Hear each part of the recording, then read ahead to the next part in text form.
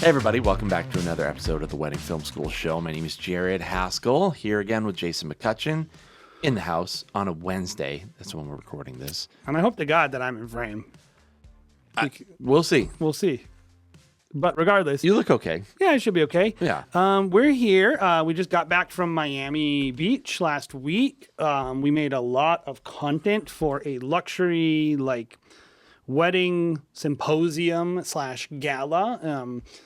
Similar to Engage, I would say, in scope and in the type of content. And so we thought, hey, we're going to talk today about how we put our team together. We made a lot of content on the fly, so we were done with all our core content that you can go look on our Instagram on Huxley _film, and you can look at it, or RSVP, and look at the content. And that was all done within 2 hours of every single event concluding. Mm-hmm. And so basically, we wanted to talk about how we put our team together, how we organized it, and maybe some tips or ideas that might work for your business. Yeah. So a little bit of context about the businesses Jay and I run. We do run what I would consider a real wedding film studio, where we have staff members, we have contractors that also come and help us out. Everyone has kind of a different role. We have people that edit, we have people that shoot. So we're running, I would say, like a full operation. A large amount of collaborators. Surrounding this trip to Miami, it was a 4-day trip for us. We had 2 wedding weekends, which were our busiest of the year. Collectively, between a period of 10 days, we had 25 weddings that we shot. If you stretch it to 3 weeks, it was even more. Right. It is. And but 25 weddings that were goal posted on each wedding weekend. And then right in between, we had Miami. Flew to Miami, filmed this 3-day event, and produced some content for them within hours. And I think we did a spectacular job looking back at what we were able to produce, the quality of it. And we're, in this case, beating content creators, beating photographers to deliveries. So what were some goals, though, Jay, kind of going into this event for us? Because we've always seen people produce these films for RSVP, for Engage. What were some things that we were really trying to showcase? I mean, primarily, the number one thing is who is the client? And because it's corporate, even though we're doing wedding related corporate, it's like that weird hybrid corporate / wedding kind of content. So the client is RSVP. Yep. But also in something like this, it's like, yes, you're delivering for a client, but the whole point of you doing the work is you're not getting paid for it, so you need to get something out of it too. Yeah, but you asked what was the purpose. So the goal was... I asked what were your goals. My goal was to make the client happy, to make something that represented the client's event, and in a way that was fully encompassing. My goal was to capitalize on FOMOs, which means give them content to use as the event was going on, so that people who were on the satellite of RSVP, who are considering becoming members or joining, would want to follow along and say, I wish I was there, right? So in terms of my own personal goals, what I wanted to get out of it was kind of the same thing. I want to be in front of the same people, and I want them to look at the content that we make and think, wow, they did a great job for that client. They probably do a great job for me and my clients, and then want to hire us. Mm-hmm. I think there's also that satellite of being associated with greatness, associated with excellence, associated with scale. And then people do recognize we also wanted to be, we set out with the goal of beating everyone to deliverable. Mm-hmm. It's not because we wanted to do anything negative against the photographers or content people, but we wanted to prove to ourselves, to the world, and to everyone involved that filmmakers can do this. And we wanted to be able to prove it to you, if you're listening to this show, that there's the excuses that we make in our part of the industry are not valid. Mm-hmm. They're purely structural. Like how we go about accomplishing these things and how we organize our teams. The fact that, this is why I always say, stop running your business like a photographer. Yes.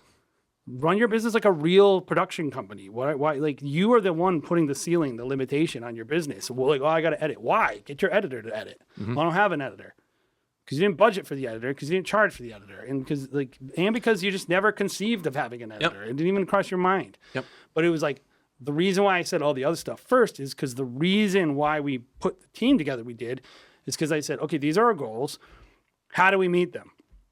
It's definitely, and I ain't staying up till 2 a.m. to do this stuff. That was the other goal. We're going to bed. We're getting up in the morning and we're working because I want to work 8 hours, or I want to get up 8, start shooting at 8 and be done at midnight and actually do a good job. Like, if I'm working 16 hours, you shouldn't be working 20 hours a day. Like, you're not going to do a good job. Something that I think wedding filmmakers struggle with is the team aspect. Like, something that people always tell us is like, that's cool that you guys do that, but I could never do something like that. I could never operate a team, as a company. But it also oftentimes translates to events like this, where it's like, you have to be more of like the producer director.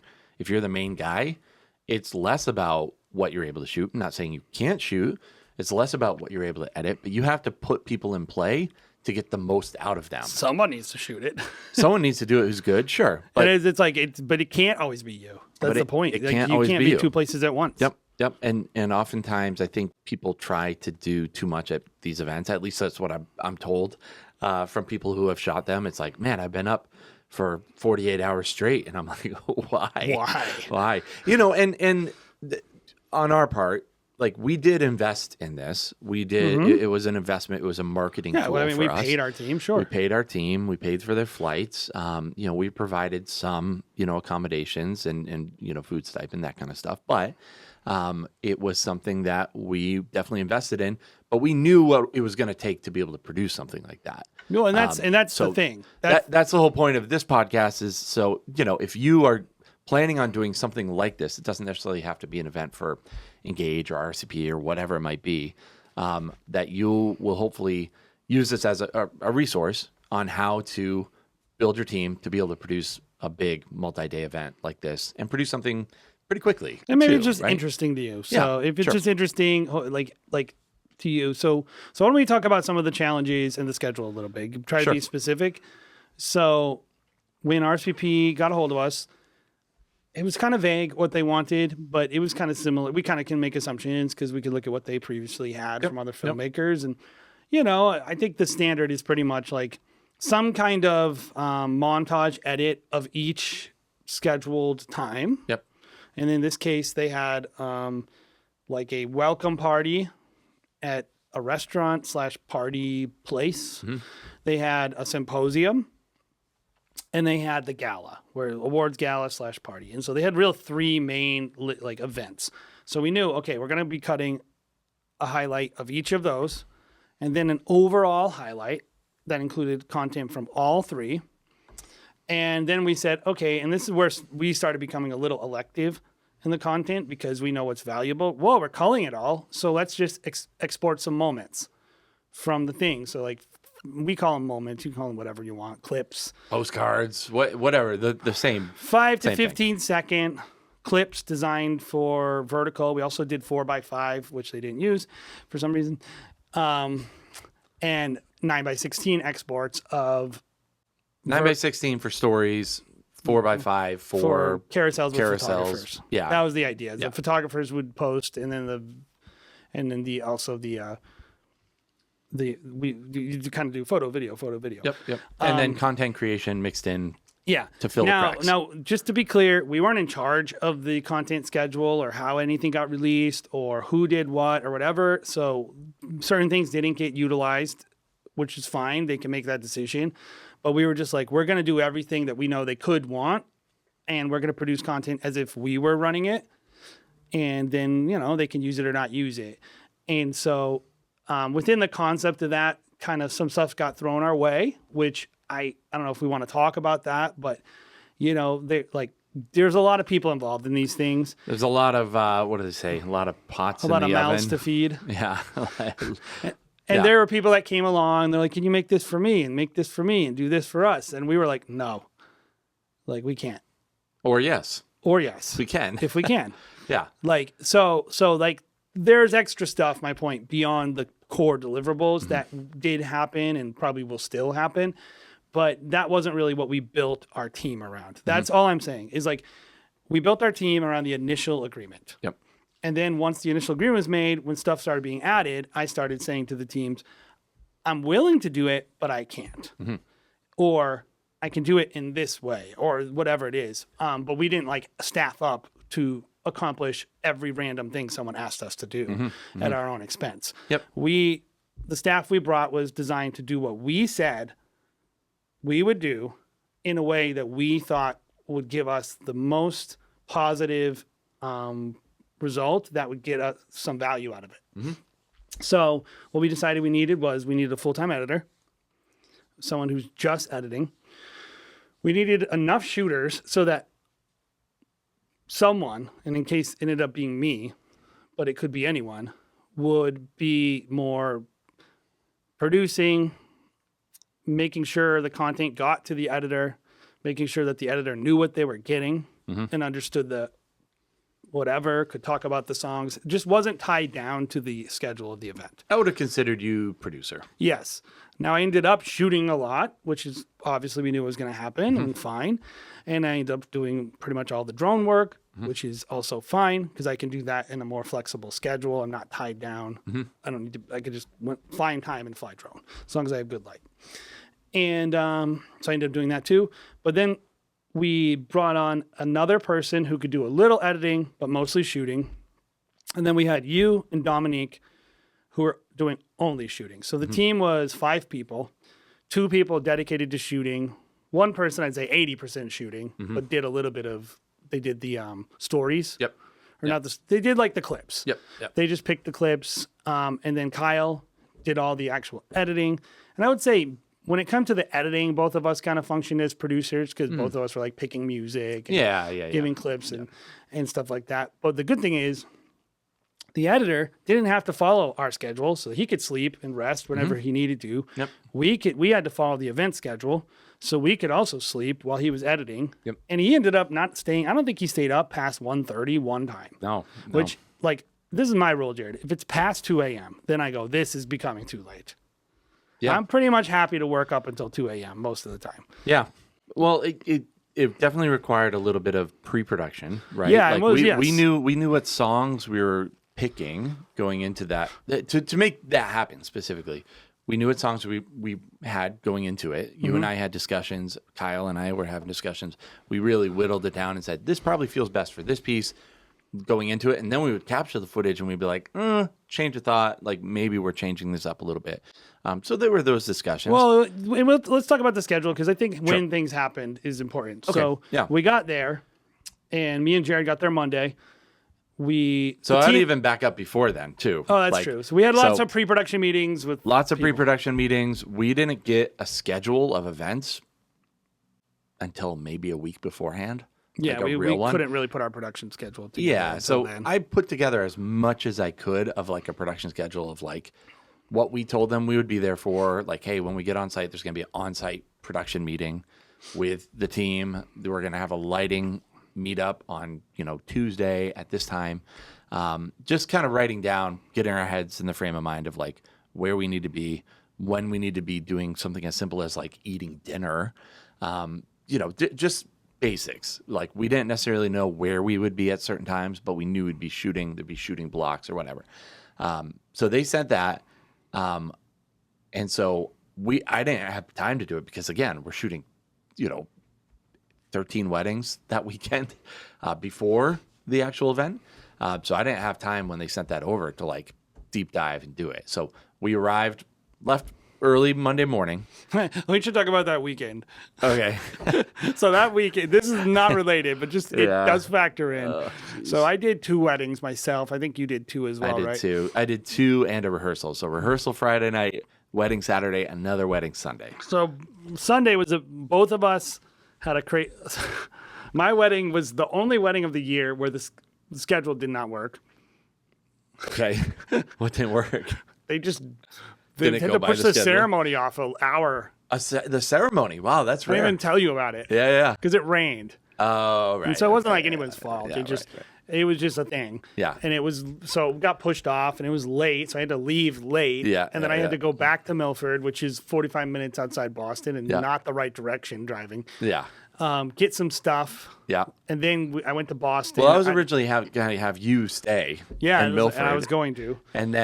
And then you were like, I just got a hotel in Boston. Well, because the other person, anyway. So I went to Boston and I didn't get to my room till 1:30. Yeah. You didn't get to your room till like what, 2:30? So I went straight from Cape Cod to Boston, being like, I have all my stuff, I'm good to go. And then I'm parking my car in the parking garage in Logan Airport. And I'm like, shoot, I don't have a real ID on me. I only have my license. It's not real ID. I was like, Because we're man. libertarians. Yeah, we don't like the government. Although I have global entry and all those things, so not really. But I was like, He's a globalist. I was like, Sammy. I was like, my wife came into Boston because I hadn't seen them in 4 days at that point. So they came into Boston. I was gonna give them a kiss, like sleep next to them that night, and just get, maybe not breakfast in the morning, but just like kiss them goodbye kind of thing. See them, give them a hug. And so I text my wife at like midnight. And I was like, good, I'm getting to bed at midnight. I probably have to be up at 5. Like, nice 5 hours sleep. 5 hours sleep. Nice 5 hours sleep. Yeah. And I go, I don't have my real ID. So I had to drive all the way back to Rhode Island to grab my real ID. Hour there, hour back. I didn't get back till 2:30. Yeah. So solid 5 hours, moved to 2 hours of sleep. You wake up and we're like, okay, we're going to meet 5:30. I think I got up at 4:30 in the morning. Yeah. And so we got on a plane at 7. Yeah. Slept like 2 hours, 3 hours. Like that day, I was like, Brutal. I was so tired. Dude. Brutal. But we shot anyway. Yep. So we went to their they did have a little welcome dinner, which was not directly related. Yep. But it was related. Well, Monday afternoon is where I started whittling down because I knew we were going to have a pre-production Tuesday morning. Mm-hmm. I knew we had the party and we were shooting a lot on Monday when we arrived. So I probably had like an hour or two of like getting in the room, getting myself organized as far as like what the schedule is going to be, where we're going to need to be. Started writing out that pre-production schedule, making sure that we're not missing anything kind of thing. So I spent a little bit of my afternoon doing some of that stuff. Then we went out, Caleb and Dom went out and did a little bit of shooting. Actually, no, Dom did because Caleb wasn't there yet. It was you, me, Dom that got there early morning. Mm-hmm. We did a little bit of shooting, did some pre-production stuff. Just Miami B-roll. Ate some lunch, Miami B-roll. And just as a pause, if you're doing this stuff, it's same for destination weddings, guys.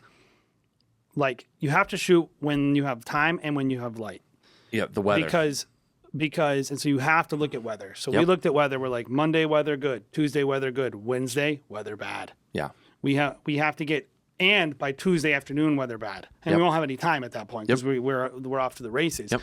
So we had to get all our Miami B-roll pretty much within that arrival day. And the other thing that we also knew is that we were going. We weren't asked to do this, but we were like, this would be really cool. It would be, gold star on our, vest. Was we want to produce the B-roll for the screens for the symposium. Yes. So we were like, we need to shoot a lot of B-roll. And, we're talking just like cool Miami Beach type of B-roll, like blue waters, palm trees, the red and white umbrellas of Fianna, the hotel. We want to showcase some of those things to make people feel like they're there. And then we could be like, hey, it's more high touch, it's more custom. Yeah. And we're like, no one's done that before. That's cool to do. And so we knew we'd have to film those. Kyle, our editor, arrived late that night. I think it was like 11, maybe midnight. So we had all these assets by the time he arrived to just go in, do a little bit of editing. I said hi to him. He stayed in my room. I said hi to him that night, fell asleep. Next morning, I wake him up at like 7. I'm like, hey, dude, we need you to work on getting a couple of these screen grabs out kind of thing. So we went to that party. We didn't really do anything. We pretty much like left after an hour. I'm not going to lie. There. I wish I didn't go. Yeah. In hindsight, I should have shot a little more and slept a little more. Yeah. But regardless, we didn't know. So free dinner, free drinks. It was fine. But we left. We went, got Miami Beach Art Deco area. So that's when we got a lot of those cool neon, hotels that night. That was cool. I think in a lot of ways it made a lot of the pieces that we were able to create after that. Mm-hmm. But yeah, Kyle came in. got some sleep, woke up the next morning. We had a production meeting at I think it was originally scheduled for 9. We pushed it off to 10. So Kyle could get a couple of those things out. Some moments, because RCP, they're already like, hey, do you have something for us? Like, can you give us something? We're like, okay, got something out. Had our pre-production meeting Tuesday morning from 10 to noon. It was like a 2-hour long production meeting. But also we were eating delicious food. Delicious Miami Beach.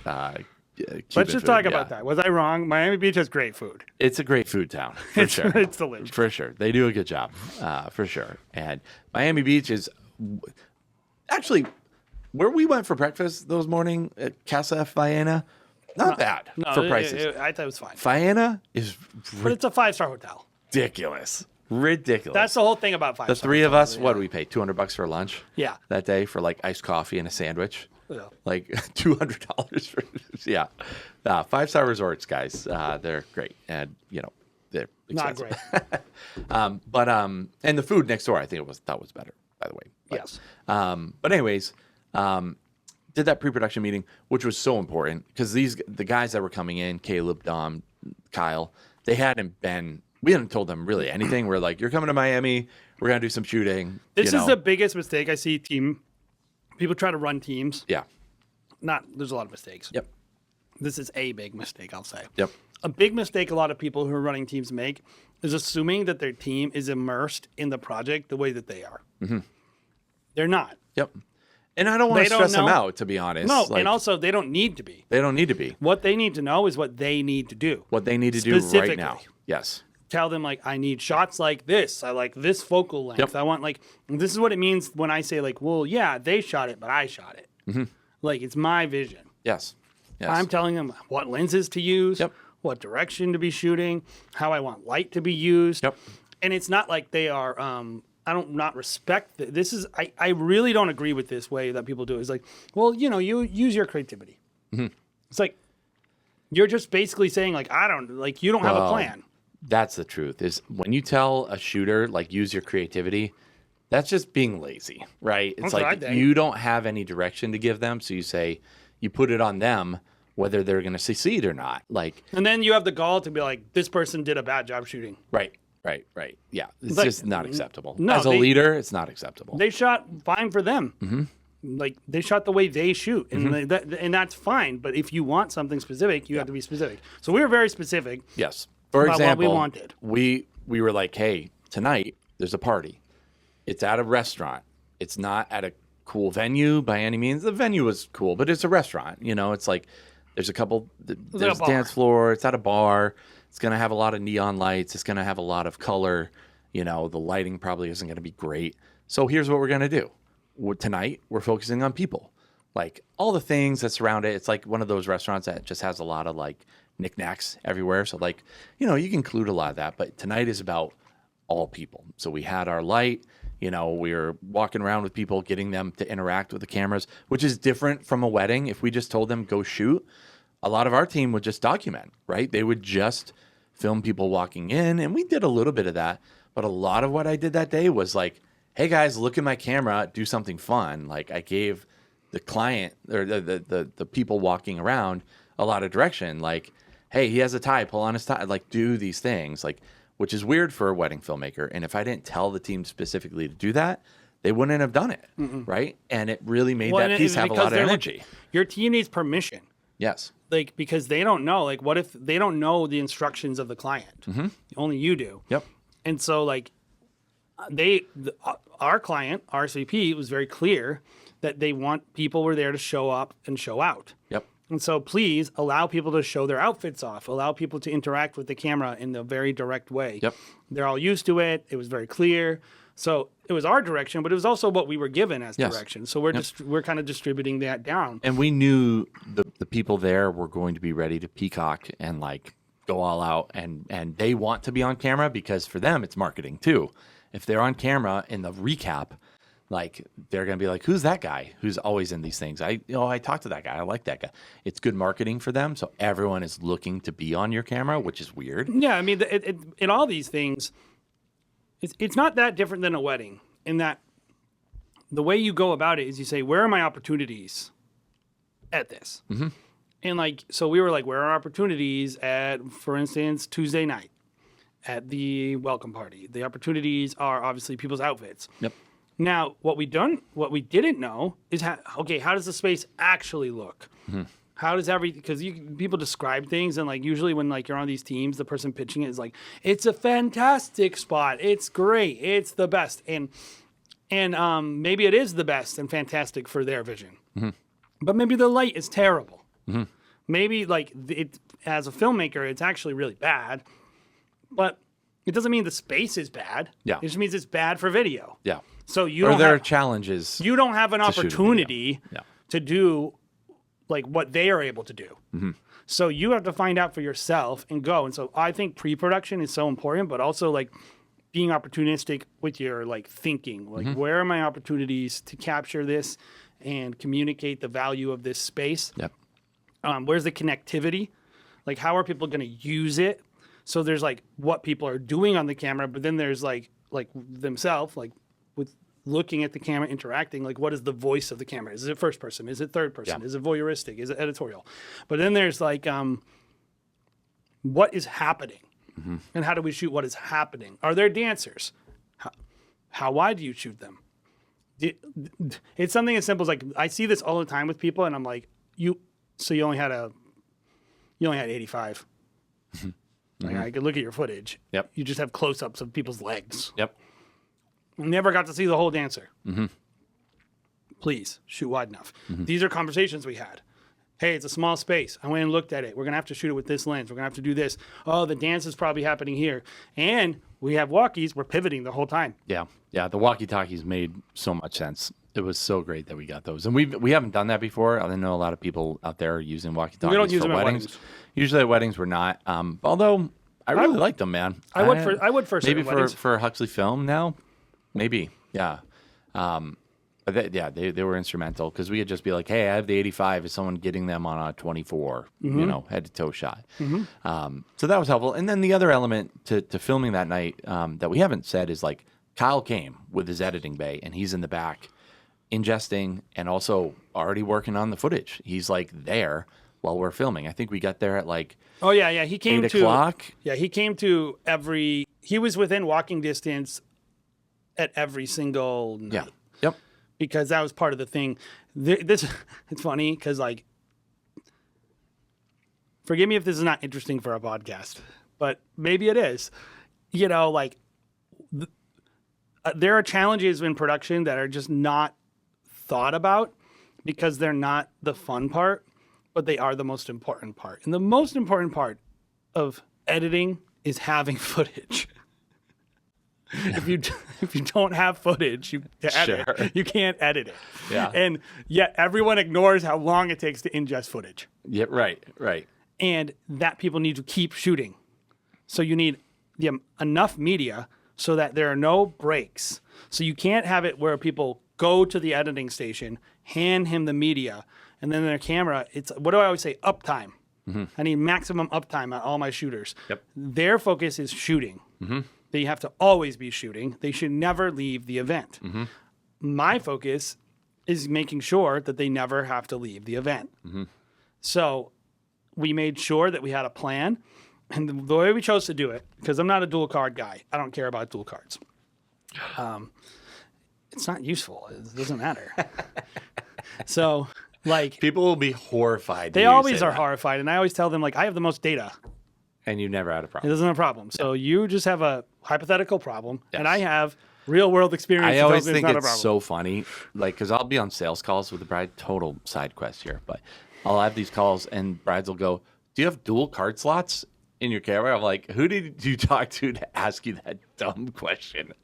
Because like they're using it as a selling point. Oh well, my camera has dual Always card have slots. dual record. Always have dual record. I go, we've shot over 2,000 weddings, and I have not once. Well, and never also had the a reason problem. we actually did dual record, and the reason we stopped is that the write speeds can't always keep up, and then the cards don't match. Yeah, there's actually a So problem if you capture, with dual card. if you Yes. actually capture the wrong card out of the wrong. In our experience, it's been worse doing dual card recording at the Anyway, same time. so yeah. good. So what we chose to do, and it was funny because like I was explaining to the team, and people weren't understanding what I meant. And it's fine because I didn't care. I knew I understood. And so at the end of the day, I was like, just do it like this. Trust me, it'll be fine. Yep. I'm going to just come up to you and take one of your cards. And they're like, well, but, and I'm like, no, you hit record. It'll just keep rolling on the other card. No worries. And so what we did is we started the day with, each day we started with 2 cards. Obviously, we're writing on card slot 1.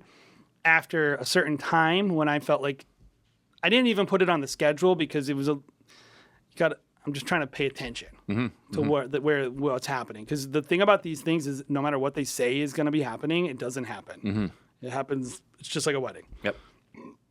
It's not anyone did anything wrong. It's just hundreds of people trying to go somewhere. And you just got to be flexible. And so I would go and I would find a good time where I felt like, A, we were not going to have too much footage to capture so he could get moving. And B, the shooter had a few seconds to take a break. Yep. So I went around and would collect everyone's card 1. He'd start ingesting. They'd keep shooting on card 2. After ingest was done, which, guys, takes like 45 minutes to an hour to capture. We were shooting at one point on 8 cards and 2 audio devices plus drone. So like up to 11 cards at a time that we were capturing. Most of the time it's probably closer to 6, but pieces of media. And so I'd collect them all, do the ingest. Once the ingest was over, I'd go collect them again.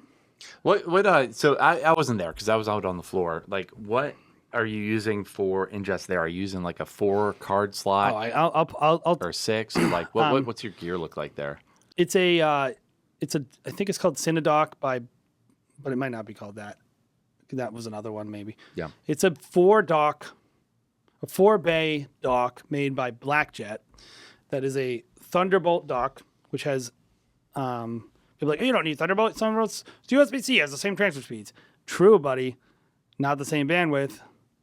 So the more cards you try to capture, the slower it gets. So I needed to make sure it's Thunderbolt. So I have high bandwidth, big pipeline, right? Multiple actions, not fast actions, but multiple processes. Yep.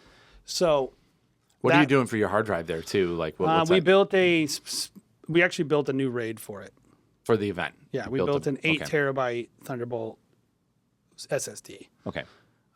By the way, normally I would capture that kind of content, not on an SSD, but it just, from a packing standpoint, it didn't make sense. But SSDs have issues with ingest because SSDs are more susceptible to heat throttling. They get hot fast, and then they slow performance down to keep them from burning. Right. So it didn't seem to be an issue, but normally I would do it on just 3.5-inch drives, spinning drives, because they just are more rock steady. Their performance is more steady. Yep. Wasn't an issue though; it was fine. Yep. But we built a 8 terabyte OWC 4-bay Thunder Bay Mini. With 2 terabyte SSDs in it. Reformatted it because we had them as a set as 4 terabytes for like daily editing. Yep. And I was like, I need more. Yeah. And I did the math, and I was like, this is going to be at least 5 terabytes of footage. So. Yep. Because we had, like you said, 8 cameras that we brought down, 2 gimbals. Like we had cameras that were specifically like handheld cameras that were going to be specifically just for capturing event because we knew the next day we were didn't even talk about the gear. I Symposium. guess we should say that we had 2 S12s by Lumix. And didn't we have 4? 4 S12s by Lumix. 2 gimbals. It doesn't matter what, but they were DJI RS4 and RS3 Pros. A Mavic 4 Pro. We brought a Mini 4 Pro that we did not use, but in case we needed it for small spaces, didn't need it. Yep. So whatever. And then we had 1 terabyte CFast Express B cards, and then a bunch of 256 V60 cards. Yep. Everywhere. So that's kind of the gear we used. Instamic as well as... We used a couple Peak Design tripods because whenever we travel, just cutting down on those tripods. We didn't bring any big lights tripods. because we didn't need them. Didn't need lights. We did bring a little... What are the other non-Peak Design tripods we have? We have the Peak ones, which are expensive and big. I don't even know the name of it. Ulanzi? It's sitting right there. What does it say? Yeah, they're the Ulanzi ones. You're right. Yeah, Ulanzi. Here, It's the Peak Design competitor, which Adam Grumbo likes better. We ain't loyal to anybody. No one's paying for this. I personally like the peak ones better, by the way. Oh, this is a peak one. This one's a peak one. No, it isn't. It's not? No, because it has the removable column right there that can turn into a mini tripod. This is really interesting content for the people just listening. Listening. Anyway, we use a bunch of tripods Yeah. that we use. And that's kind of like the core gear. Yeah. And then we brought 2 editing stations that were, one was like a maxed out MacBook Pro. And the other one was we brought a Studio Ultra, like a Mac Studio Ultra. Right. So we have 2 editing stations. And tons of little 1 terabyte hard drives too that we use to record the longer sessions with, Right. because they transfer faster. I do like shooting on SSDs, but I don't like having the cable hanging out. I feel like it's a failure point. And because you feel like you bump it the whole time, and then eventually it breaks, and then you corrupt the data, and I'm paranoid about it. But we could have probably streamlined some of the things if we shot on the SSD, because that would have even the fastest transfer speed. But luckily, I was we have plenty of different docks to capture. So we had 2 CFS Express slots and then 2 dual SSD slots in this singular 4-bay capture thing. So essentially we were capturing at any given point 6 cards, plus we would plug the drone directly in, because we were recording directly on the internal storage of the Mavic 4 Pro, which has 512, I think. Yep. Or 2, yeah, I think 512. 512, yeah. So that's how we did it, and we made sure we had enough ports, and it's just important to actually workshop your setup. Yeah. And make sure that you can actually do it. Those are the little mistakes that people make where they're oh, I have all these devices. And then you go, how are you going to plug them all in? Yeah. You only have 4 ports on your computer. Yeah. Well, talk to me a little bit about the decisions we made in terms of the Kodak that we were recording on, why we decided against doing something like RAW, do you feel like these decisions made an impact? Yes, not a ton, because we weren't recording. We didn't have as much going on as we could have. There are certain bigger. You could have shot RAW at an event like this if you chose to. Do you think if we did that we would have been able to deliver as quickly? I don't think we would have. The reason why primarily is the inability to. The thing I don't like about RAW is it doesn't have the ability to do in-browser previews. Yeah. So the ability to hit shift and look at a clip really quick. Yeah. Yeah. I think that's huge. I don't edit. I don't think but I'm saying I don't think that happened this time around. So I think we could have shot RAW, but I wouldn't shoot RAW for that reason in case I wanted it to happen. Anything that's I think it's really important to the reason why I mentioned my goals. My goals were to have these things done by this time and to have these things done in this level of quality, was because anything that doesn't serve your goal needs to be eliminated.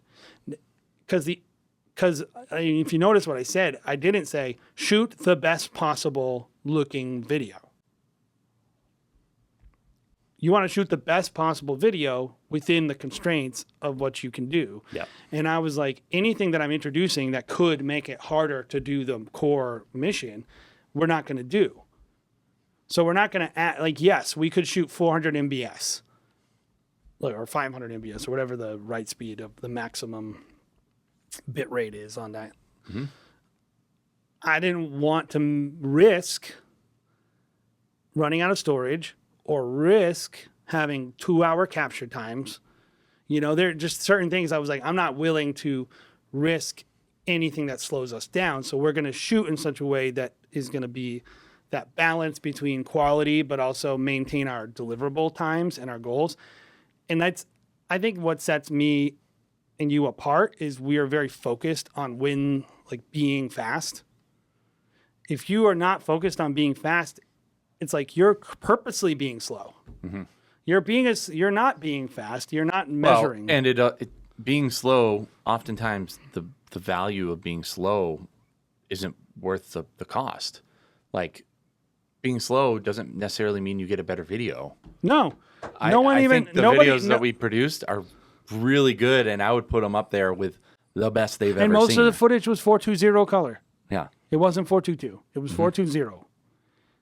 And it was like, when I look at the highlights, I go, I got plenty of color. I got plenty of dynamic range. Yep. And there's no problem I'm fixing. Yeah. Now, I could make it a little better, but that's not the same as I'm fixing a problem.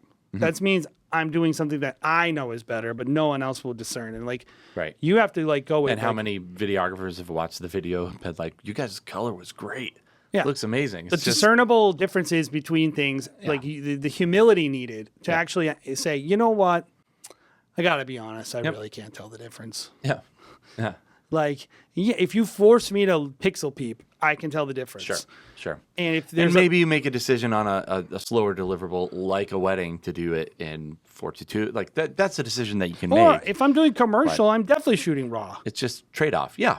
Of course. It's the less cameras I have, the more hardcore I'm going to be about that stuff. If I do a talking head interview, we jack it up. Yep. Like, so it's just like, you're the professional. You're supposed to know the difference. Yep. So Totally. Well, most wedding filmmakers will be like, well, I can't have anything but the best. that is a Right? foolish mentality. Yeah. Like, that's what I'm saying is like, that know is when to make those kind of decisions. what the best thing for us with our company was the fact that we were the fastest and that we worked really hard. Yes. If our color was 3% nicer, the people who we're trying to impress would not be more impressed. Now, maybe They would you, be impressed by having it a day before all the other content. that is what being impressed delivered. people. That's So the most impressive thing. anything that hurts me from getting my goal of, and like, it's not better to not care if people are impressed by you. That's the worst mentality. I get so, There's no point in doing an event like this there's no point in even unless existing. you're trying to impress people. You're supposed to be trying to show people your value at all times. Otherwise, what is the point of you? It's like, Yep. oh, I'm capturing, like people go like, I'm capturing the memories. It's like, yeah, okay, that's a value. You're flexing your value in that way. But you should be thinking, how could I impress these people? Every time you go into a situation, if you're not trying to impress them, then you're just wasting your time. Yep. And so we wanted to impress them. And so that's why we didn't make certain decisions about codec. It's why we didn't jack our settings up. It's one of the things like people often are like, oh, what did you do to get it look like this? I'm like, do it correctly the first time, shoot it correctly. Like, and they're like, oh, I can't get my colors. I don't have the latitude in my grading. And I'm like, let me see your raw footage. Yeah, because it looks bad.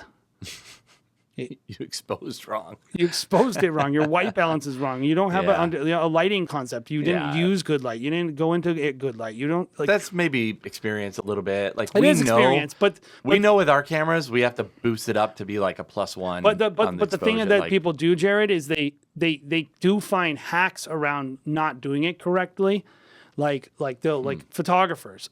I was talking to a photographer the other day. They're like, oh, look at this image, and I'm like, that's really, we're joking. So we're and I'm like, I could never shoot like that. It's totally blown out right. on the face, and I'm like, they don't even know that they're just costing themselves time. Because they don't care. They're just going and take the raw file and fix it. Yep. Don't shoot like that, filmmaker. Don't shoot like a photographer. Yeah. Shoot it right the first time, and be accountable to shoot it right. And I will say that's a really big thing. Every single piece of footage didn't hardly need any adjustments in post. Yeah. And that's a credit to how good our shooters are. Yes. Like Caleb, Dom, me, you. It's honestly, if I was going to go shoot a Jonas wedding, No, just Nick use our Jo- team. I I wouldn't would hire any of you listening to this. no, because not only do I know that our team is very, very good, comparable. Like I would send them to film with Sculpting with Time, Alex Douglas. Every single person on our team can do that level of shooting. But also there's a synergy. We know, like we trained Dom, we trained Caleb, we trained Kyle. There's that synergy that just comes from experience, working together You nonstop. barely need to talk to them. People. Kyle got the footage back and he was like, this is some of the best footage. And Kyle's regularly working with all of these high-end filmmakers, right?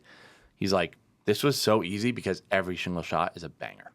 were nonstop bangers. He's I think I shot like 100 shots and like 30 of them were used. Mm-hmm. Because I'm like just shooting. I'm like, these are quality shots, but also I'm watching what you guys are doing, and I'm like, I don't think anyone's doing this, this, and this. Yeah. So I'm going to You kind could of fill fill the in holes. the gaps a little bit and Yep. try to get some shots that I think people are like too busy missing. Yep. But it was like, so we got all that stuff there, and then we just got going. Yeah. And we shot the first night, delivered the first piece of content. You can go. So Kyle's editing on site until I think you guys left at like midnight. No, we broke. So we. Oh no, it was before then. 10. It was like 10. We left at 10. Left at 10. We left at I 10. left at He was- 10:30 because there was another performance. And one coming component out. we didn't mention is we pre-edited everything. Now, not way pre-edited. Like some of it just hours before the event, after the song was finalized. But What do you mean by pre-edited? So basically, we lay a slug down on the timeline. We lay the song down Yeah. under the slug, which is, if you don't know what a slug is like a. They used to call them slugs. I don't know what They they still call do, them. I think. No, they call them Insert generate Gap. gap. Yeah, insert generate. That's in Final Cut. I don't in know Final what they Cut, call it, gap. yeah. But in the old days, it was slug. Slug, yeah. You put a slug in. It's just basically a blank clip, a space holder. Mm-hmm. And so we lay down a slug, and then we take the razor blade tool and we play our song, and we put our cuts in Mm-hmm. ahead of time. Then you just drag your clip, replace the slug, replace the slug, replace the slug. And basically you find clips that go with the song as Mm-hmm. you're going through the cull, and you put them in the pre-decided spots. Yep. So all you're really doing is finding good clips. Yep. You're not really making decisions at that point Yep. beyond what is the good clip. And so he was able to do that, and we would start the edit on site, break down, head back to the hotel, and he would finish the edit at the hotel. Yeah. First night, I think he finished at 1 a.m. Yeah. The first night video. So we left at 10. The video was done at 1 and exported and sent to the client. And then because we knew 9 a.m. or 10 a.m. it ended up being, they were going to play a horizontal version on the screen for the symposium. So we had a vertical for social, so they could post that as soon as it was live for the symposium. They were able to post it pretty quick. I don't think it went up that fast. I think they waited. No, few they minutes, didn't release it till 1. Yeah. But Didn't they really- played the video for the opening of the symposium at 10 Yep. for the audience. Yep. And I tell you what, when it went on, people were like, already? This was just last night. We ended this party at midnight. You There's don't think already- the people in that room who might hire us weren't like, wow. Yeah. They were. Now, I haven't got a job out of it yet. So we take all this with a grain of salt. We'll do another episode of Is It Did it Worth work? It? But this is our goals. Yes. So we did our goals. So they played that, did the symposium. We did linear coverage of the symposium. Mm-hmm. I had to sit during the symposium and write lines down Yep. as people were talking because I knew we wanted to grab a couple clips for future edits. Yep. So, like, you have to do these things on the fly, guys. You can't be doing them. Like, if you want to be fast, you can't be doing them like during, like, you listen to it and then you go. What is my big pet peeve? Is like doing things twice, right, Jared? Oh, yeah. I'm like, why? Like, you're gonna ignore it when the person's talking, then go back to the edit bay and make the editor listen to it. Yep. I don't want the editor to listen You to want any the of it. editor editing and just cranking it out. I Yeah. want to say to him, here are the 5 spots. Here's the time codes. Mm-hmm. So I sat with a camera, looked at the time codes, wrote it all down, and he said this, and it wasn't like to the second. It was like around 15:30. Yep. He said this line around, you know, whatever. But And that's the role. That's what's great about having a role of producer for something like this, because a shooter isn't thinking like the glue between shooting and editing, right? A producer would. They're Yes. like, I'm producing this video. Kyle is editing it and putting it together and making it mix and match really well. But I'm the one deciding what the ingredients are here, and we have to decide that on the fly. We're cooking, you know. I don't know what those people are going to say. Yeah. And Yeah. like, actually, a bunch of them weren't very quotable. Right. They were not the types of talks, so we couldn't use them. Yeah. But then I also had to say, make sure, this person came on stage, and like, make sure you show all this person on the Yep. and the thing, because the editor doesn't know. They're just going, what looks good, and like, there's a lot of politics on these things, which the editor doesn't know. Yep. So at that point, we actually had a nice little break. after lunch. I think we all took Had like lunch. a 2-3 hour break. It ended at 3. We didn't have to be over there until 5. Dom shot a little bit in between, but that's where we got to sit in our room, sit on the beds, lay down, talk about music for the film that we wanted to produce that night. And by that time, Kyle was done with the afternoon piece. He had wrapped it up. I think he wrapped it up by like 1 Yeah. or 2. Yeah, it was pretty much like, Because it was a 4-hour symposium. yeah. So it is important, guys, to front load your B-roll. Like front roll your B-roll and then be very specific about the A-roll. And so we front rolled in the shooting / import process all the sexy shots. Empty room, we made the people open the curtain and we shot a bunch of cool shots of that. People walking in, kind of the beginning of the thing. At that point, when he did the second round of ingest, which was after lunch, which we took the footage during lunch. So I took the footage during lunch, and there was more shot, but we didn't necessarily need to include it. We're just shooting. At that point, I had enough, and that's the thing. You got to know when you have enough. I knew I have enough right now for him to do the whole edit, with the exception of the afternoon speakers. So we got no B-roll from the afternoon in that video. So basically, after lunch, he was editing the piece and just wait. And I said, hey, I just keep 6 slots open for these 6 people to appear in the video. Because there's 6 more people that are appearing on the stage. You have to show him. You have to show them. Other than that, cut it. Yep. We're not going to be like, whoa, what if we get a cool shot? No. We're closing the door on it. Yeah. We're moving on. Yep. And so we did that. We moved on. I don't think we added anything but the extra. We're done. We're done. We're done. We just need these 6 shots. Yep. So, we have to shoot them. Yep. And Delivered it to them, and they posted it by like 5 or 6. And you stop shooting. You walk over. You do like the I was going over to where the gala was. You're doing site visit over there. I'm making sure things are lined up. Caleb is just figuring doing the things out. stories. He's editing. The only people that were shooting from like 1 o'clock to 3 o'clock were me and Dominic. Yeah. You got every other person was out of that part of the event because we didn't need it. Yep. We didn't need the coverage. Yep. At that point, we were just doing a very utilitarian job. And I was shooting some stuff we didn't even end up needing or using really, which is just like behind the scenes stuff. Which we might use later. Maybe we could use it later, but it's like kind of useless. But also we were able to cover a symposium, edit, and also be covering a totally different building.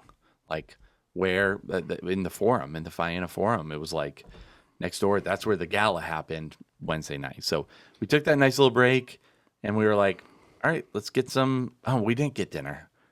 We didn't eat. Yeah. That was the one thing which I messed up on.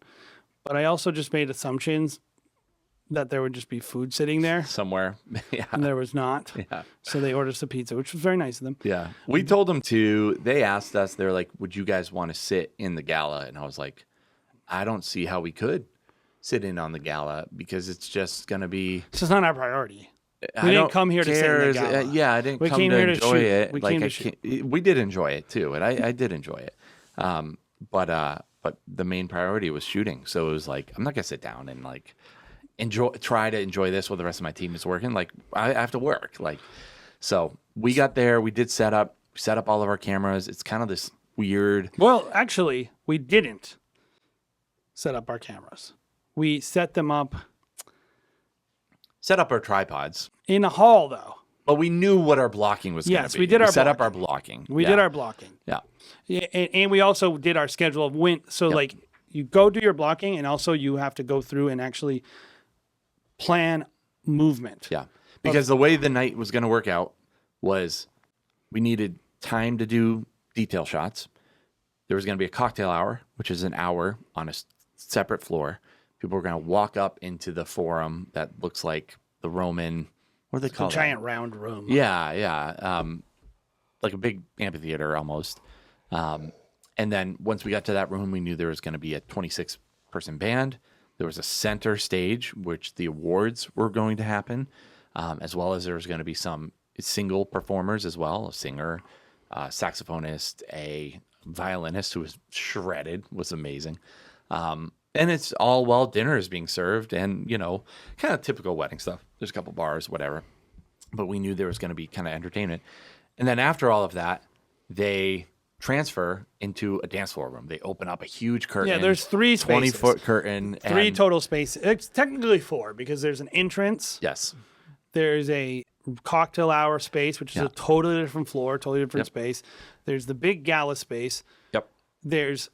And then there's the dance club space they made. And to mix in more complication into how many things are going on, you got to remember, like, it's Miami Beach, and outside is like 100% humidity going to like 0% humidity air-conditioned room. So every time you go outside, this is something we don't deal with as much in New England.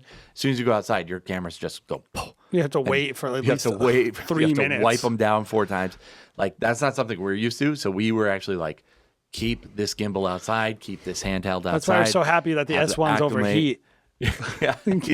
keep the sensor warm. Yeah, exactly.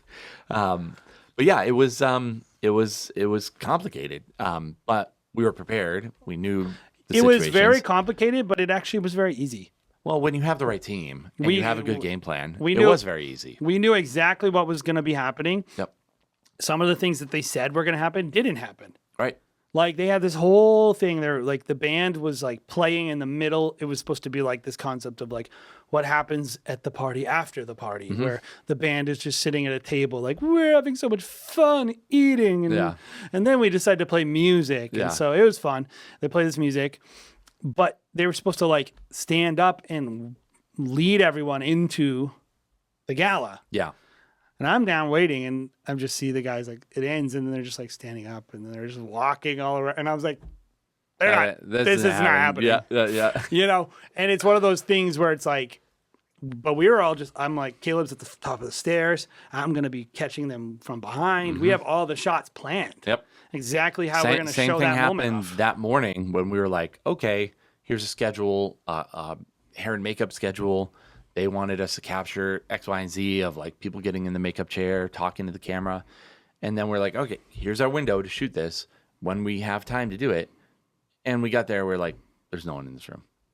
And we're like, how long are we going to wait for this? We'll come back in half an hour. Still no one in this room. Hey, we got one person in that room. We got one person, one shot. But it's like, we did what we could. You know, it's like at the end of the day, we were ready for it. Well, and I think it's a key thing is if you're doing this kind of coverage, it's not always appropriate to bring it up in the time when it comes up. Like, I didn't message them and say, like, just so you know, you said there was going to be people there and they weren't. Yep. And also, like, you told me the lighting setup was going to be at this time, but it wasn't. And, like, just, it's fine. Yeah. Stuff happens. Stuff happens. It's not a big deal. But I don't like, not notice it. And I make sure to make note of it because if it comes up later. Did you get this? Yeah. And I'm going to say, I did what you said. Yeah. And it didn't work. Yeah. And so I was paying attention to what you said, and I followed your directions. I don't think they're going to do that, by the way. Nah, I don't think so either. But it is important to pay attention. Cover your ass. Yes, because if someone calls you and then you were like you weren't even listening, and then you're like, oh my God, was I supposed to? Because I've done that before, where I'm like, am I supposed to be doing that? Yeah. And I didn't actually do anything wrong, but when because I didn't know, I look bad. And then I give away the leverage in the conversation to the other party because they know what they wanted and I didn't. Yep. Even if what I did was totally fine. Yep. So I didn't want that to happen. So that happens throughout these events. Yep. So yeah, I guess the event ran pretty normal. Yeah. That wasn't even a big deal that the band didn't walk, by the way. It's just one of those things where you're like, okay, we're not getting that shot. Yep. We did a couple things. We brought a little haze maker from Ulanzi. Oh, yeah, that thing's cool. Was it Ulanzi? It was Ulanzi. Yes. Haze maker. Just a little handheld one that we were able to get some cool smoky kind of shots. Smoke and mirrors was the theme. Smoke and mirrors was the theme, so I was like, oh, yeah. We got an abstract. We got thing. some like abstract shots of like light smoke and mirrors. Yep. For the B-roll package. So we were able to do that. Our off-camera light as well. We were able to get some of those kind of shots. Yeah, and there was just a lot happening simultaneously. So being in constant communication of like, hey, did you get the stripper dudes with the, the hot pants and abs and writings on them? Yeah, I got that, and we assigned Dom to that. But yeah, we just knocked out shot after shot of like whatever was happening during that cocktail. Moved upstairs. Everything pretty much went according to plan. minus us eating, which I think someone ordered some pizzas eventually for us. Yes. Which was great. We got pizzas. Yeah, we got pizzas. But and it was easy, like Yeah. once it got moving, it was very easy. It's just event coverage, and It's just we're event event coverage. videographers. So Literally, once Crushed we got upstairs, it was just a wedding yeah, yep, with a cool video hallway yep, and into one you a could really drink cool at. after It party. was great. Yeah, So it's like it was cool after party and all that junk. And, Yep. But in general, it's like, okay, well, the performances. Every time there's a performance, we want our static cams and our edgy cams yep. and little things like that. But other than that, like you're just kind of chilling, waiting for things to happen. The difference between the deliverable this night, as opposed to the other nights. The other nights were more like little vignettes from each event. We wanted to have the full recap done, so people could post it on Thursday and have something. Because no one's going to pay attention to this event if any content posted from here on out. Yeah, Like, yeah. like that was like the last time people are going to pay attention. So I said, let's do the full. They actually wanted the gala. Mm-hmm. And I was like, I don't think we should do that. I think we should do the full event recap. Yep. And then we'll do the gala later. And like, I'm happy to deliver it. It's fine. Separate But trailing piece. Yeah. yeah, but I want like the exclamation point of the event to be the most impactful video that we come out with. So I ran that by them. They agreed. So that's what we did instead of the highlight recap, which that's being done right now. Yep. So we were able to do that. We had the event, the whole event highlight done. 1:30 Thursday morning. And we were all heading out Thursday morning at 10 a.m., something like that. So we were able to actually have that done and be really stoked about it by the time breakfast rolled around on Thursday morning. So we were done. We got some good sleep, woke up, packed up, got breakfast at the same place that we loved, Casa Faena, and rolled out of there in the pouring rain. And we crushed it. I think we absolutely crushed it. I think everyone's response was like, I can't believe you guys did all of that and turned it around so quickly. And honestly, at the end of the day, so fun, dude. And it's That done. was so much fun. And it's done. You Yeah. don't have to think about it. We have some other pieces that are coming out. I'm not which- doing them yeah. though. So, Well, yeah. so but like they're not things that are critical or super important. No, they just need no. to be done, Yep. and they're going to be done. Yep. But here's my question to you, Yeah. because the /random sentence, which is, I don't think we could have done this if we weren't wedding filmmakers. Okay. But I also don't think we could have done this if we weren't production driven people, didn't have some commercial experience. So with that being said, what are some things that you think from this event and this style of covering and producing content that could be maybe implemented in a normal wedding? Maybe not just by us, maybe by everyone, but like, Well, I know it's kind of fallen out of vogue. People aren't willing to spend on it, at least right now. But I think the same day edit is something we could definitely do and do very well. Very, very well. I just don't know how appealing that is to people to have something. most of turned them don't around. even have a place to play it. So Well, you could do certain things. You Yeah. could pitch it a certain way. I would Maybe. want to make minimum $5,000 to do that. Yeah, you have to charge a lot for it. So But yes, you could. There is something about that. What about just the things in terms of like the methodologies that allowed us to produce the product? Like the reason we could make the same day edit is because we did a bunch of things to make it possible. Mm-hmm. Is there anything that people could implement in their own style of shooting that would make their lives easier and their jobs easier? I think the thing I'm kind of undervaluing of the whole thing was just how experienced our team was. There's a lot of unsaid things that we didn't even have to say to them to be like, make sure you're doing X, Y, and Z. We just knew that they naturally do it. So it's hard to say. I would say you always have to go in with a good game plan. Make sure everyone knows what they're doing, what their responsibilities are. I think most Even if you're working filmmakers by are doing yourself, that. though, even if you're working Sure. by yourself. Sure. I would say focusing on the event more so than the people you're shooting is a thing that people can do better. Sure. Because like the people I'm shooting, like I shot a beautiful wedding on Saturday that was very nice. The portraits, I don't plan for portraits. No. I don't plan for that stuff. I just go with the flow. Yeah, and you say that, but also we'll say, what are we doing for sunset portraits? Yeah, that's not planning to me though. If I'm on site, Yeah, that's the most planning we'll do is make sure, hey, during the good light, are we going out? I'm or are on we site not going already, out? so I'm just kind of like. And if they tell you no, then you can say, well, I think we should. That's the most planning we'll ever do. Yeah, I would I don't say- even know what else you could do. What else are people doing? I That's think planning for portraits. like going and doing like A scout mission. it's not so much that they are actually planning, because you're right. There's not much they could do.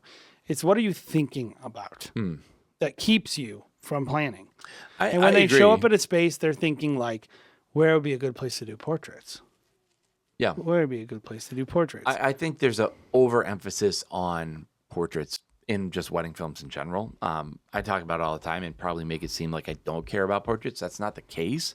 I do care, but I'm always logistically thinking about where we're going to be, who's going to transport our gear into certain places, what cameras are going to be set up.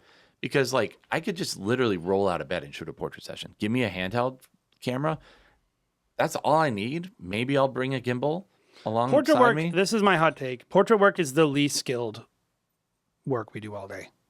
Yeah. Yeah. Because you're putting people in a beautiful place. They're into each other. And you have help. Most of the times the photographer's running the show. You're not having to direct people. Maybe you can hop in and get a couple shots. I would say if you were doing all the direction for the couple and they're a really hard couple to work with, maybe that gets a little bit more difficult. But for the most part, But it's not the case. it's So, easy. Like, Like if we look at people's footage, the number one thing, I don't hardly ever critique people's portrait work on our team.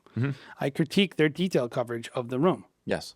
Yeah. because I'm like, you didn't didn't, get you a didn't wide show shot. the room, or Yeah. like it's not, or like it's dark. Yep. You didn't even expose, like the light isn't, you can't take the room and say, can we put this room in good light and just move the room? Yeah. So you have to know how to shoot in bad light and all that. And I would say like the priority of like, what is the content I need to be getting at this wedding to do something interesting? And not only thinking about the portraits is really what I mean. Sure. Sure. Where I are my agree with you. opportunities? And learning how to be opportunistic, but also putting yourself in a good situation to be opportunistic.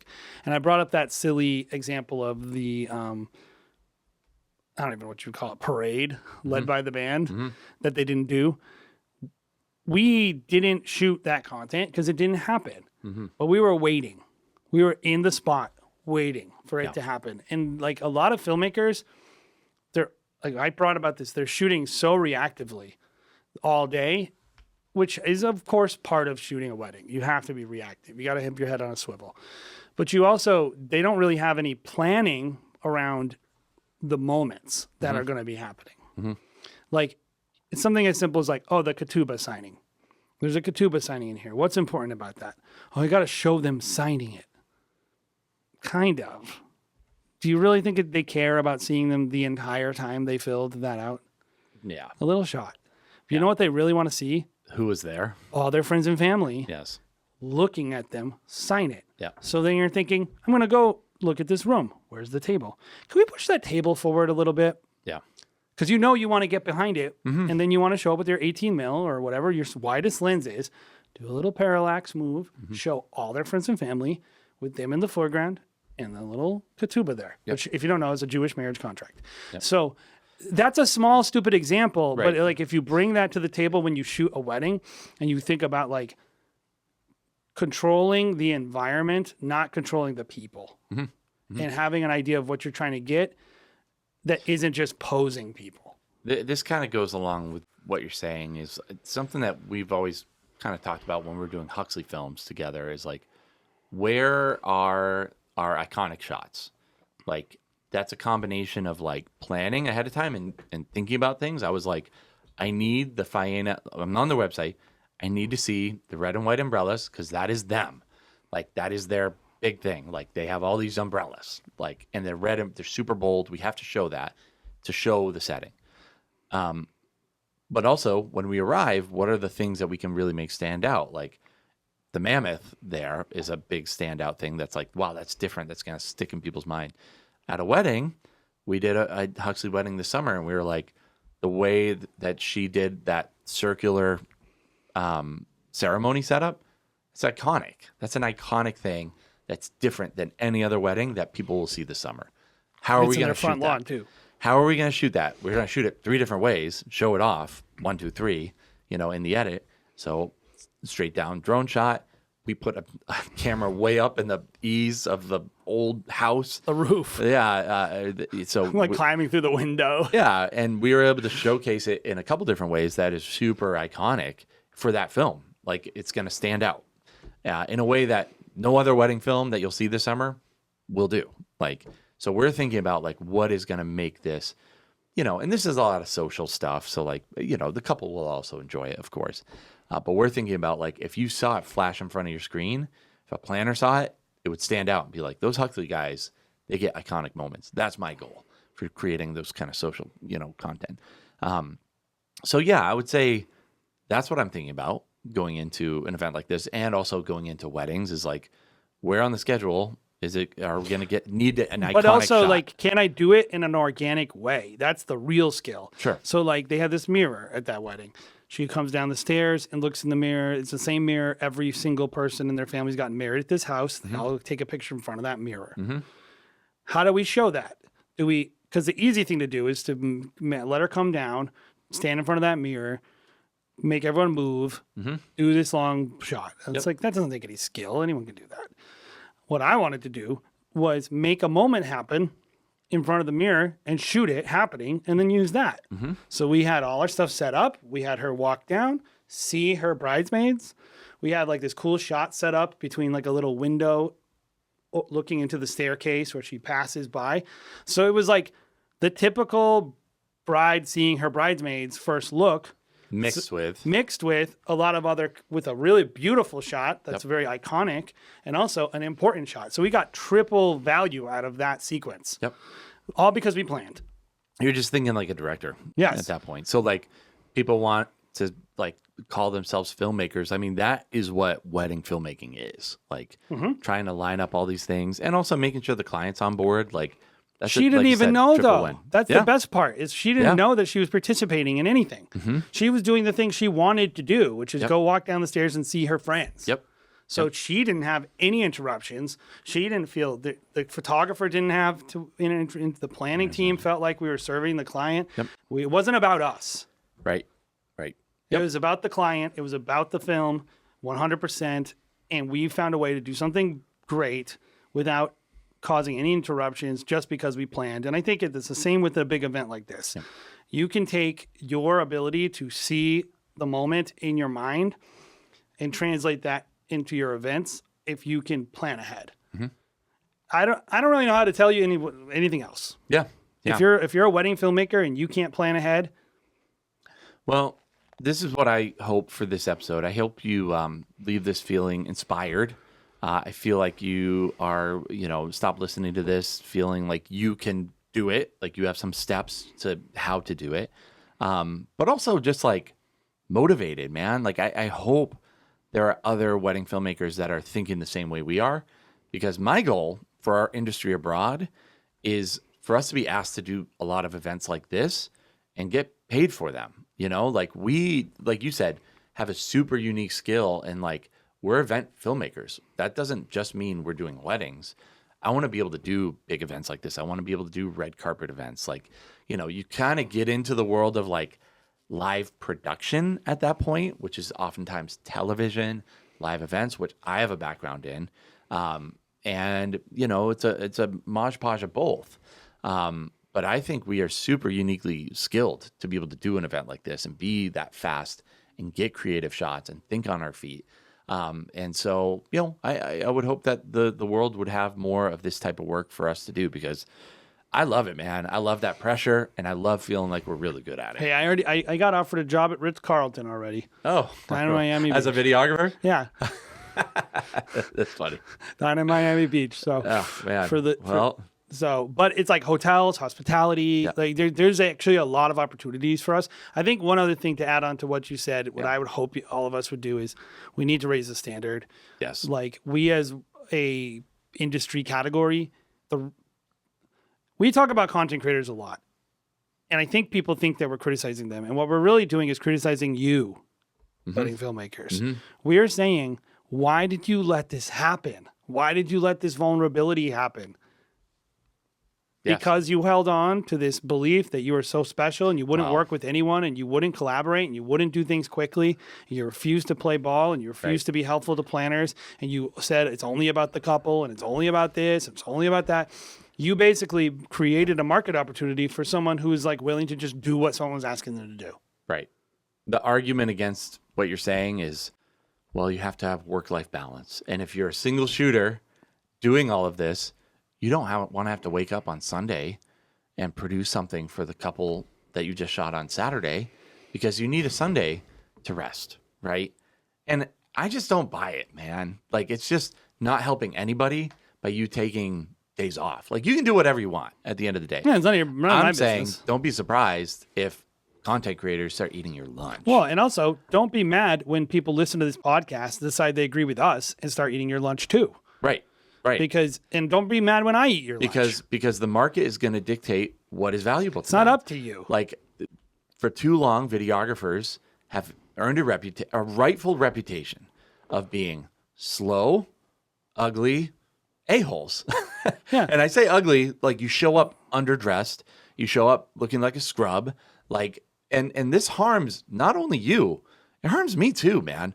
Because people come to me and they're like, well, you're just a videographer, you do this. And I'm like, no. Think about the other Like, we're videographers. totally different. So one of the, You make it easy for us, but If you know, RSVP is listening to this, I already said this to their face, which is there's a bunch of filmmakers from every single vendor team there. Unneeded. yeah, First of all. getting in our shots relentlessly. Second of all, they dressed like crap. yes. And it annoyed me. And I said that to RSVP. I said, here's what bothers me about these people. I came here to show off to your people that you want me at your events. And that guy is wearing crap clothes and he looks bad. And they don't know the difference between me and that guy. Mm-hmm. And I'm annoyed about that for me. But I also know across the world, wedding filmmakers are doing that to me. Mm-hmm. Yep. Like, people don't know the difference between you and another person. And if all of us just don't conduct our, like, photographers don't do this. Mm-hmm. I don't ever walk to a wedding and see a photographer poorly dressed. Even if it's the planner's photographer that they brought, that person isn't even going to be dressed professionally. Yes. And they're not going to walk around with like a long stick with a 360 camera and like waving in front of people's faces and whatever. Right. They're going to act like a wedding person. Yep. And like the amount of times people in our industry that are doing video just act in ways that is just not the way this is not what we do. Mm-hmm. Why are you doing this? This is not what we do. Why are you standing 3 foot in front of a couple with the gimbal? Well, it is because it's what they do. I know. So it's just like, if you take anything out of this podcast, it's like, guys, we have to be, if we want to exist in 10 years, we have to be better. We have to set a much higher standard across the board of like being professional, being really good, being able to work with other people, being easy. Yeah, just being easy to work with across the board. Like, we need to raise that standard and better if we want to exist. Like, we are relying on you guys, like, frankly. So be better for sure. Yes. But also you can do it. These You are can not do it. Like, it's actually not impossible. Take it seriously. Like, I would say the people that view wedding videography as like a stepping stone into like doing commercial work, like, I would just ask, don't make us look bad, guys. Like, there are people like Jay and myself and thousands of other people that do this as a career. And, you know, if you just think it's, you know, you're too good for it or something, like, just leave, dude. You don't need to be a part of this industry. Please leave. Like, is what I would say. Like, you're just hurting us all. Yeah. But, And here's what I would say. Me and Jared are cognizant of that we represent you. yeah. Like, we did this for you. We did it for us, but we did it for you. Like, we did this because we said, we want wedding filmmakers to be perceived as, I honestly, quite frankly, don't think content creators should be at most things. And if they do, they should do a different type of content because I think we're more well suited for it. And the only reason they got the gig is because we gave it to them. So I'd like that gig back. Yeah. I would like us to be delivering most of the content for every event that we shoot that is video. Yep. Unless it is a certain type of content that I would never shoot, and there is that type of content. Yep. The BTS content. of the bride doing things that are unflattering. And Yep. I think that's actually great to have multiple perspectives. What I don't like is that we're all doing the same thing. Yeah. It's ridiculous. Yep. Like, and the only reason that's happening is because that planner asked you for content and you kept giving them an attitude and they felt bad about it. And so they just went and got their own person. Mm-hmm. And that own person, guess what? They're cheap. Mm-hmm. And then at the wedding, everyone who's potentially going to hire you is looking at that person walking around with like a wife beater shirt. And they're looking at you and they're like, that video team's not poorly dressed. Mm-hmm. That's the end. Yep. That's it. Yep. Well, let's wrap this up. Guys, thank you for listening to another episode of the Wedding Film School Show. I think this one went long, huh? Only like 20. I knew it was going to take us a little yeah, hour and 20 instead of our normal hour. Good episode. Hopefully, if you're going into an event like this, it gives you some pointers to start with your own team. If you want to be able to connect with other wedding filmmakers, the Wedding Film School Facebook group is a great place to do that. Integrate with other wedding filmmakers, ask questions, buy gear. You can do that on the Facebook group. Also, check out Wedding Film School's 3 YouTube channels: Wedding Film School, The Wedding Film School Show, and Wedding Film 101, all with different purposes. Check out all 3 of those. If you have any questions for Jason and myself personally, go on to weddingfilm.school/AMA. That's going to allow you to ask a question. We sometimes will do an AMA episode, which we have to go in and actually read some of these off. We don't really have that much. Okay. So, yeah, you'll be at the top of the list if we don't currently have a lot. So, check that out, guys. Thank you. Have a great weekend filming weddings. And we'll see you again next week on the Wedding Film School Show.